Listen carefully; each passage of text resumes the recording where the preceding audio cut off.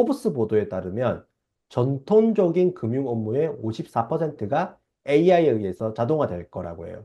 즉, 50% 정도는 짐을 싸고 나가야 될 수도 있다라는 얘기죠.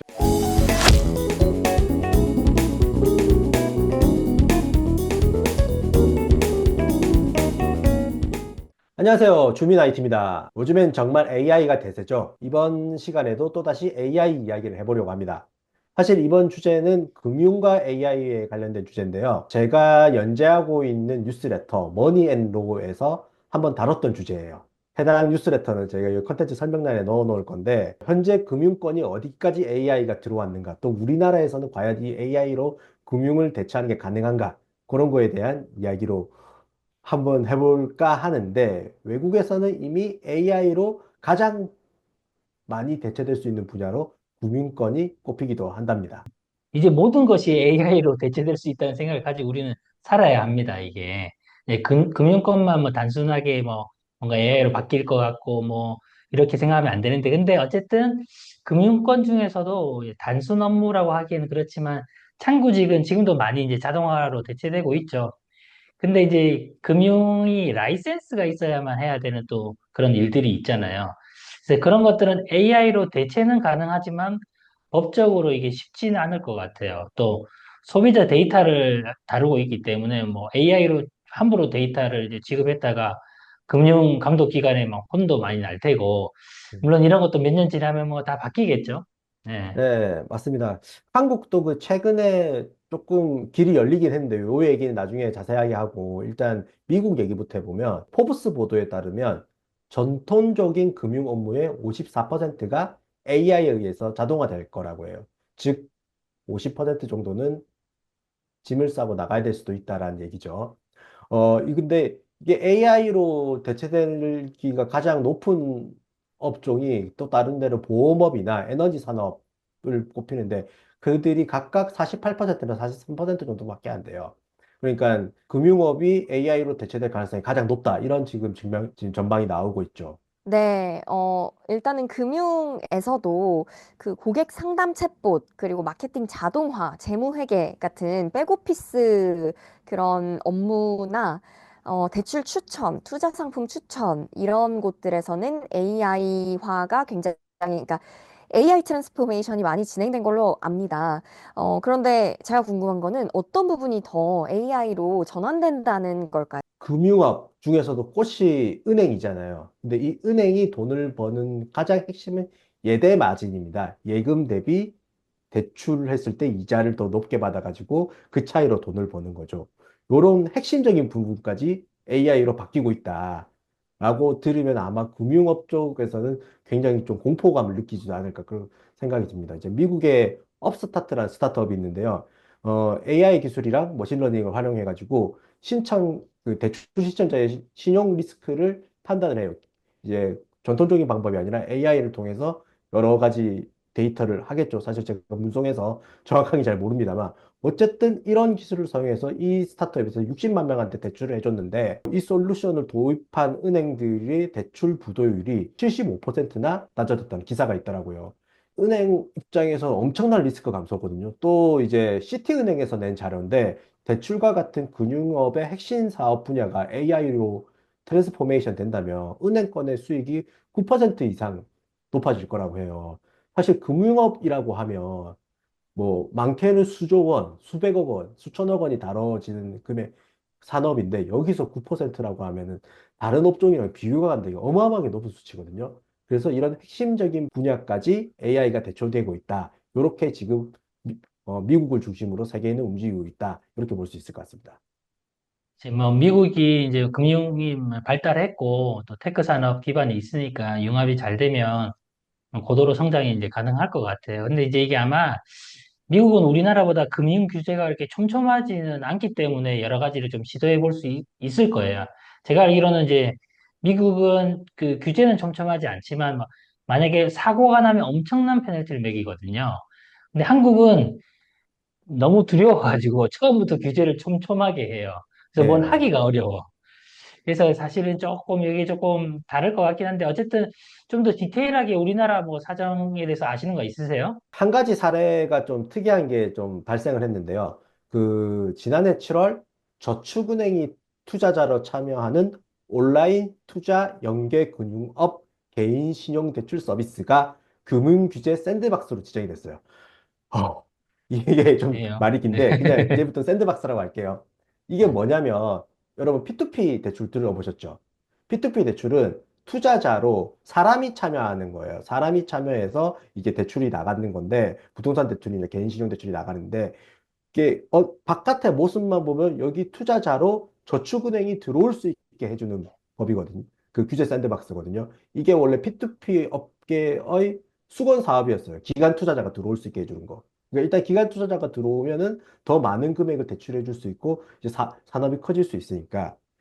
그런데 이제 속내를 요걸 좀 들여다보면 이게 굉장한 핵심이에요.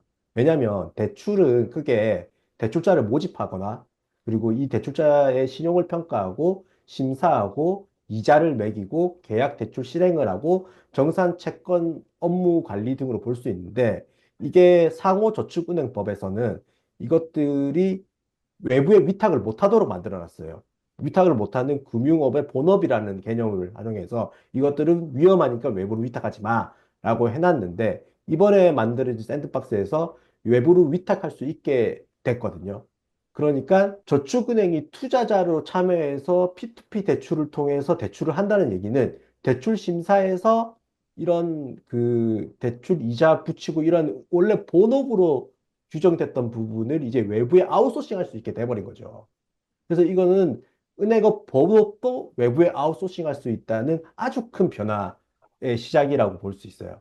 그러니까 이제부터 앞서 설명한 미국의 업스타트 같은 일들을 한국에서도 할 수 있게 됐다. 이렇게 설명해 드릴 수 있을 것 같습니다.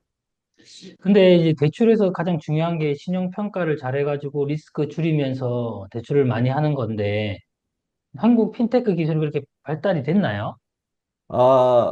이거 부분을 제가 사실 설명해 드리기 위해는 일단은 제가 한 회사를 조사를 해야 하는데 이 회사는 제가 개인적으로 친분이 좀 있는 회사라는 걸 좀 전제를 하고 좀 말씀을 드릴게요. 그걸 감안하고 들어주셨으면 좋겠는데 어니스트 AI라는 곳에 문의를 해봤어요. CSS라고 신용평가 모델을 기존의 금융권에 이렇게 판매를 했던 회사거든요. 그러니까 이제 그들에게 이제 성과에 대해서 물어보니까 대출했을 때 사고 나는 비율이 일반적으로 한 3, 40%까지 감소를 했고 자기네들의 CSS, 신용평가 모델을 썼을 때 원래 대출을 못 받던 사람들도 이 사람 정도면 대출을 해줄 수 있어라고 판단이 돼서 한 대출자가 한 20% 정도 늘어났다고 해요. 그러면 대출자가 늘어나면은 이 사람이 사고를 안 치면은 저기 은행 입장에서 수익이 늘어나는 거잖아요.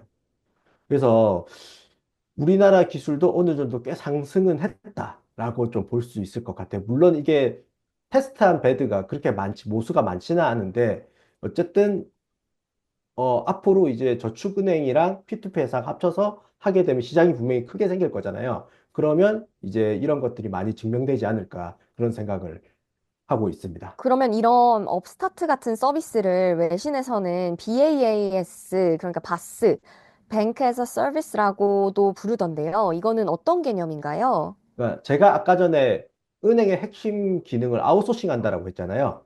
그러니까 쉽게 말하면 뱅크 에이지어 서비스는 금융 서비스의 서비스를 API나 클라우드 기반 플랫폼 등을 통해서 제공하는 비즈니스 모델이에요.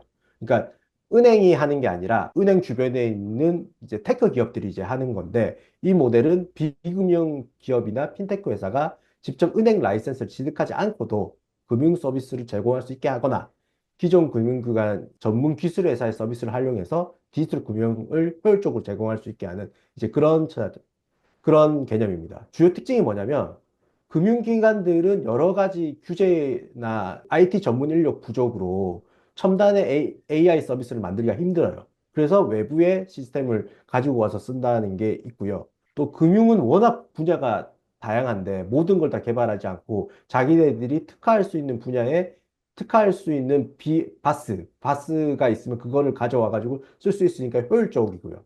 그리고 아까 규제가 우리나라에서 되게 큰 문제잖아요. 근데 기본적으로 우리나라에서는 BASS를 하려는 회사들도 많지는 않지만 그들이 이미 규제에 다 맞춰가지고 서비스를 개발해놔요. 그러니까 은행 입장에서는 규제 신경 안 쓸 필요 없이 이제 서비스만 잘하면 된다. 요런 이제 장점이 있는 거죠. 그 바스라는 서비스 개념이랑 AI 서비스가 같이 거론이 되니까 좀 헷갈리실 수도 있을 것 같은데, 정리하자면 바스 모델은 기존 금융권과 테크 기업이 협업해서 만드는 모델이고, 여기에 AI 기술이 쓰인다는 거죠. 네, 너무 좋은 말씀이시고 너무 좋은 지적입니다. 그러니까 사실 은행 내부에서 더 좋은 혁신이 가능하다면 굳이 바스를 쓸 필요가 없겠죠. 협업할 필요가 없겠죠. 내부에서 다 할 수 있으면.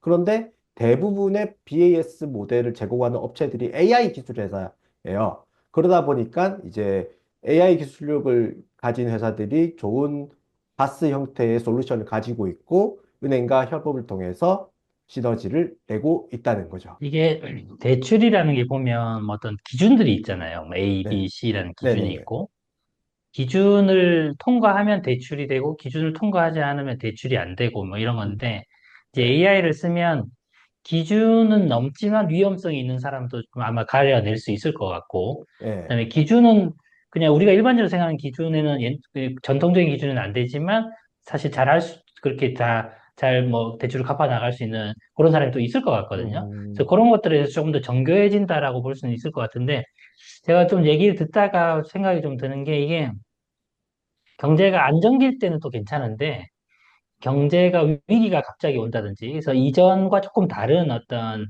그 스테이지로 들어가면 AI도 어떤 학습을 통해서 뭔가를 할 텐데, 물론 그 어떤 그 파라미터가 좀 달라지긴 하겠지만, 그럴 때는 상당히 좀 흔들릴 수도 있겠구나. 물론 그런 것도 다 보정하겠지만, 네. 뭐 그런 생각도 들고, 하여튼, 이런 AI를 활용해서 한다는 건 필요한 것 같아요. 재밌을 것 같기도 네. 하고, 하여튼 좋은 방향인 것 같습니다. 그러니까 네. 제가 취재를 해보니까 기존에 쓰던 신용평가 모델 같은 경우에는 업데이트를 4년에서 5년 사이에 한 번 정도 한대요. 워낙 비용이 많이 드니까. 근데 4, 5년이면 거시경제라든지 뭐 이런 것들 지표가 많이 바뀌잖아요.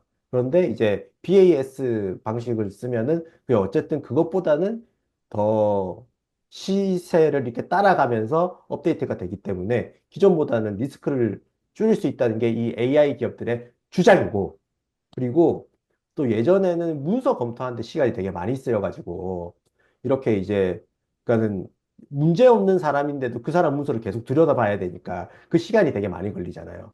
그래서 이제 요 모델을 선택한 데서 그냥 이제 문서 검토는 AI가 쫙 해버리고 아까 전에 말씀하신 것처럼 좀 특이한 케이스들 있잖아요. 그것들을 사람들이 들여다본다고 해요. 이 사람은 문서상으로는 떨어져야 되는 사람인데 좀 특별 심사를 해서 보니까 이 사람 대출해도 되겠다. 이런 판단들을 이제 사람이 할 수 있게 해서 이제 이런 식으로 발전을 해 나간다라고 AI 기업들 측에서는 긍정적으로 PR을 하고 있더라고요.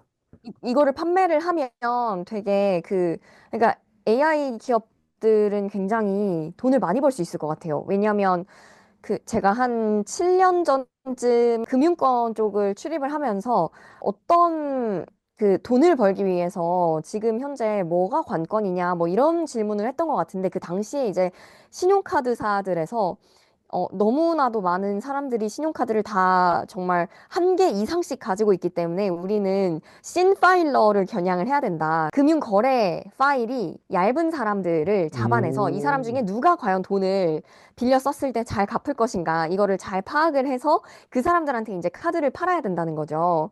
근데 이제 이런 바스나 혹은 뭐 바스의 AI를 접목한다거나 했을 때 진짜 말씀 주신 것처럼 그런 사람들을 바로바로 캐치를 할 수가 있을 테니까 굉장히 뭐 은행 같은 경우에는 또 안전하게 돈을 많이 벌 수 있을 것 같고 그러면 돈을 버는 만큼 또 AI 기업한테 이 비용을 잘 지불을 할 테고 그리고 더 만약에 AI 기업이 뭐 이런 바스 2.0, 막 3.0 이런 것까지 만약에 내놓는다면 그러면서 막 이제 막 20만 원, 20불, 막 100불, 막 이런 식으로 받게 된다면 양 사이드가 윈윈할 수 있지 않을까라는 생각이 드네요. 네, 알겠습니다.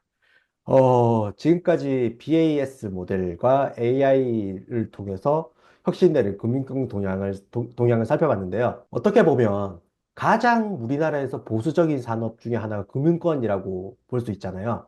이제 AI가 침투하지 못하는 분야는 없다고 보는 게 맞는 것 같습니다.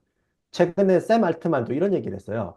몇 개의 직업이 AI로 바뀌는 게 아니라 당신이 하는 일의 몇 퍼센트가 AI로 변하는지를 지금 판단해야 된다라고 했거든요. 지금은 AI 시대에 우리는 살고 있고 앞으로 어떤 일을 하든 간에 AI와 함께 하는 업무로 더 뛰어난 인재가 돼야 된다. 이런 생각이 듭니다.